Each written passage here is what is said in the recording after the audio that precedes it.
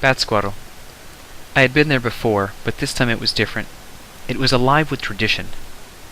This time it was November 1st, Dia de los Muertos. They had turned the main plaza into a market, and there was almost too much to look at, too much to take in. Wooden boxes and figurines, all kinds of cloth decorations with elaborate, brightly colored designs, decorated pottery of all sizes and colors, shiny black vases, blue and orange pineapples, red and green pumpkins. There were crosses, statues of angels, the Virgin Mary, a crucified Christ next to a replica of the Last Supper. And of course, there were the Catrinas. Lots and lots of Catrinas. But that's not why I went to Pátzcuaro, though. The real cultural experience was when I visited the cemetery. As I approached the gate, the first things I noticed were the flowers.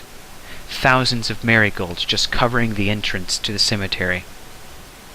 And as my eyes began to take in the cemetery as a whole, I saw color. Orange marigolds everywhere, with burning red and white candles. As I walked amongst the graves, I saw that nearly every single grave was covered in flowers or candles. Some of the graves had pictures of the dead on top. Others had bikes made out of flowers. A few even had bottles of Coke.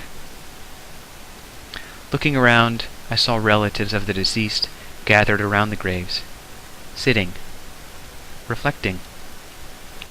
Mexicans treat Day of the Dead differently than what I'm used to. It's about remembering the dead, but more importantly, setting time aside to reflect on their lives.